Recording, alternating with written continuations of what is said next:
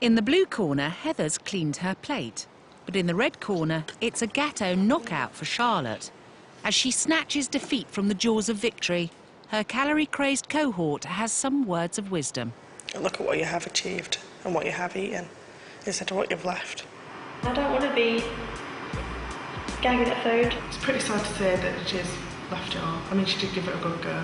I'm a bit dubious as to what's next. Morning has broken in the feeding clinic on day 2 of the diet swap.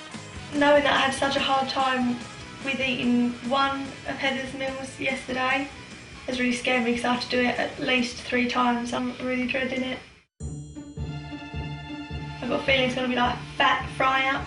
2 sausages. 2 of everything. 2 bacon, a bit of scrambled egg and a fried egg. The thought of it just makes me feel really full up already. I wish I could feel full up by the thought of food. So what will Heather think of this pitiful portion? 1 slice of toast, a banana and a probiotic yoghurt. Of course, Heather must stick to Charlotte's controlling and obsessive food habits. And I'd probably leave that corner because it looks a bit dry. This type of controlling mealtime routine could be an early sign of a serious eating disorder, so it's important Charlotte nips it in the bud. Are you going to eat your banana yet? Not yet, no, I'm absolutely starving. I'm trying to make it last. Oh, don't like that. I think looking at how much it is that I'm struggling to eat made me realise how much I really do go through. Yeah, well, you saying that you're still hungry after eating that makes me realise that it's not enough to get me going right through the day. I think I've got to shove this last bit down. Again, we had quite a bit of wanting to be sick. I feel like that breakfast today would actually do me for the rest of the day. 2 plates cleared, it's back to the feeding clinic, where carved-up Charlotte works off the calories. Lunchtime brings a baguette bulging with tuna mayo for our Superskinny, while for Heather, well, it really does take the biscuit. When I first saw what my lunch was, I wanted to slap her for eating such a ridiculous lunch. Without swearing, bleeping hungry. But the belly-busting, bleeping baguette isn't going down too well with Charlotte. So much more of it than I could ever eat. Charlotte may be struggling, but the canned tuna in this lunch provides many essential nutrients. Phosphorus for healthy bones and teeth, selenium for her immune system, and vitamin B12, crucial to brain and nerve function. But Heather's seeing no such nutritional benefit. Come dinner time, I'm going to be ready to rip her arm off and eat whatever meat's on there. Instead of Charlotte's arm, Heather will be chomping on 2 small lamb chops, 2 potatoes and veg. But she'd rather have a bowl of chocolate-covered rice cereals. Drowned in full-fat milk, and in case Charlotte isn't sweet enough, there's tons of sugar on top. Seeing Heather having to abide by her rule of always leaving some food makes 19-year-old Charlotte see how ridiculous her eating habits have become. It actually looks a bit stupid to leave just that tiny amount of food. See if there's any more left on this. These lamb chops are right now. But it's not something that we have at home, because Richard's not really a lamb fan. You seem to do a lot of compromising. Richard doesn't like lamb, so you don't eat lamb. And 22-year-old Heather's learning to recognise her eating excuses too. From now on, I'm having some. I actually really enjoyed it, to be honest. And for the first time, Charlotte's not struggling to keep food down. I think I just had like this much room left. And this is going to fill it. But if Charlotte thinks she's done munching, cue Heather's midnight microwave madness. I brought you a snack. Are you being serious? This bunny's rock hard. It is a bit weird to see somebody eating at this time of night, but in my house it's the norm. That's just going to be laying in my stomach all night now. I really didn't think there was enough space in your little body to actually store all of this. Hey, look, we're getting a bit more. Getting a bit more of a pinch. Heather heads off to bed, leaving Charlotte to digest her day's worth of supersized servings.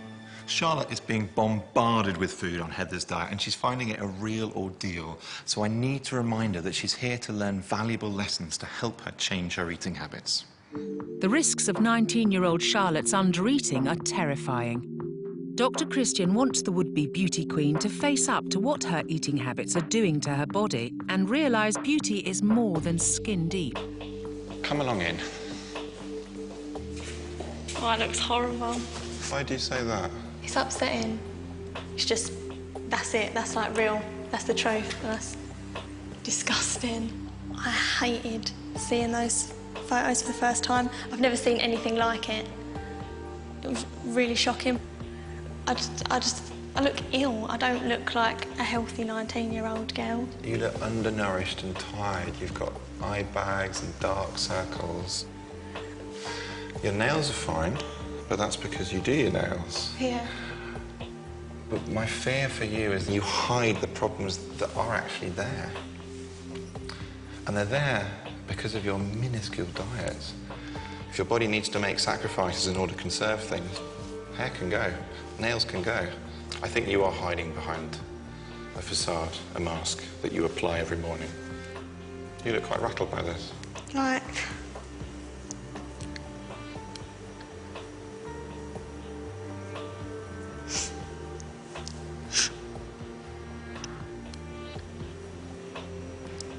Like I've just been living this massive lie and I've thought that I could do go modelling because I'm pretty enough and it's like, I'm not. I've got a really horrible body. The makeup's not the answer. Your diet is the answer. Change that, all of this will improve. It's just a shock, like, I've never seen myself like this. It's made me realise that I was being quite ignorant because all I was doing was trying to cover up from the outside when really the inside needs to be changed. Bad looks can be the result of a bad diet, as failure to take on adequate nutrients risks dry or spotty skin, weak nails, tooth decay and hair loss. Breakfast, and Charlotte, newly determined, chows down on a bumper-sized baguette, whilst working mum Heather gets a Spartan slice of toast. But the slim pickings are pushing Heather to the edge. I actually feel sick because I'm that hungry. I feel like just screaming and shouting and pulling my hair out at the minute because I'm just angry at everything.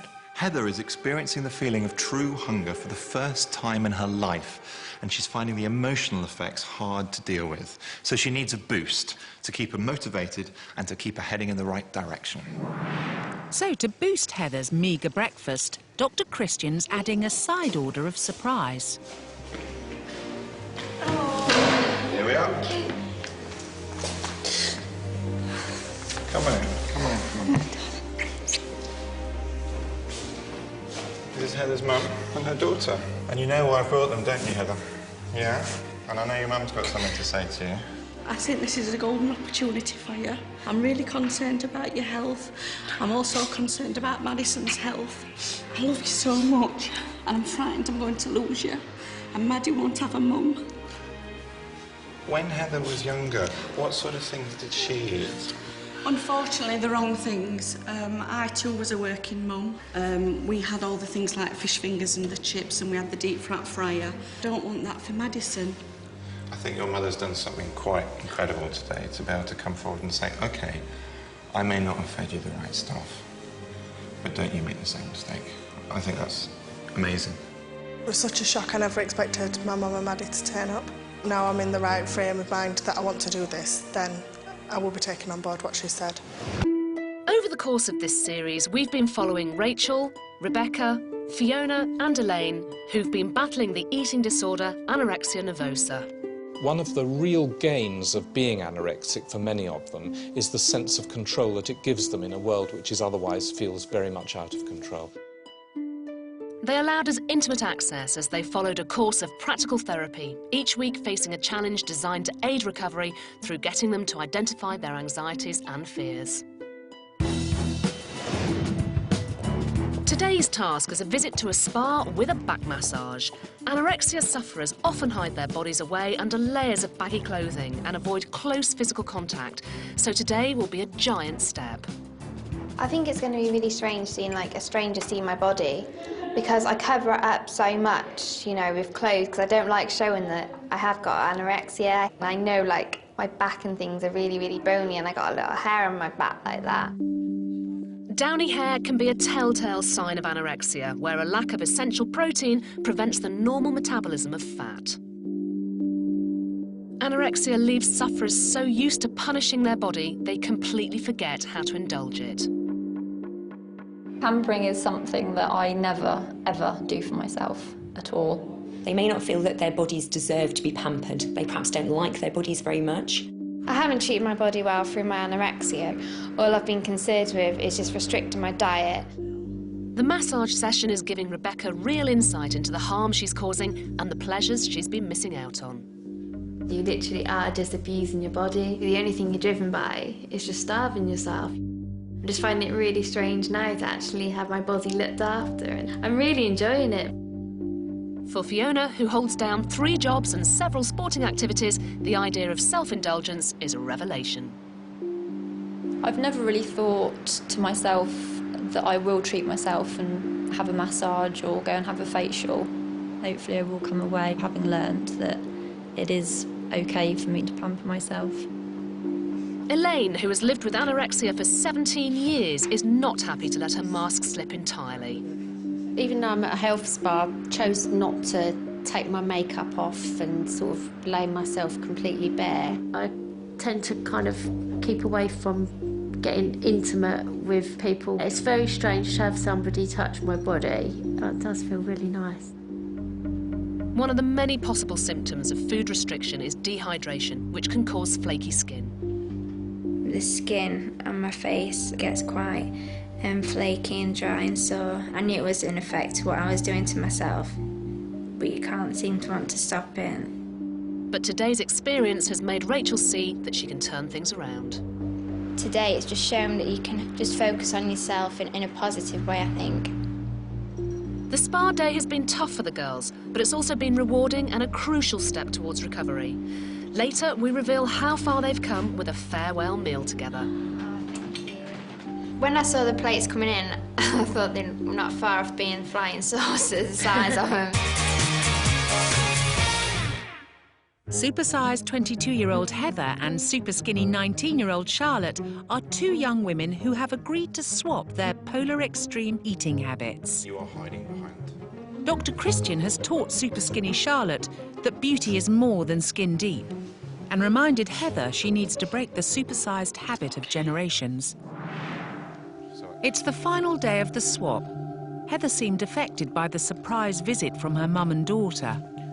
But to hammer home the urgency of the changes she must make, Dr. Jesson has someone else he wants 20-stone Heather to meet.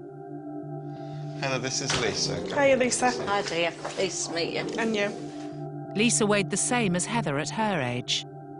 Now 46 and once weighing 27 stone, we've been following Lisa for the last 8 weeks. How are you feeling now? I'm in a lot of pain and I can't sleep. I have to sleep in a chair. Heather's fear is passing bad habits onto her daughter, and she's right to be worried.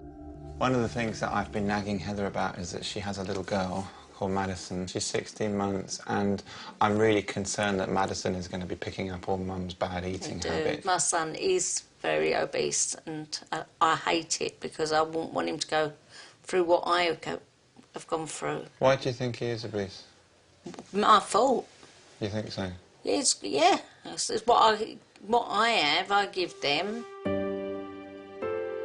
After meeting Lisa today, it's hit home. I know exactly how she feels about her son, and the fact that she believes that she's put her son in that position, which is how I feel about Maddie. I know Maddie's only 16 months old, but if I was to carry on, then Maddie could be like that.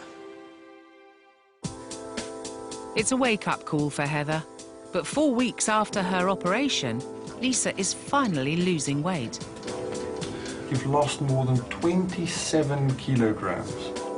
That's 4 stone, 3 pounds.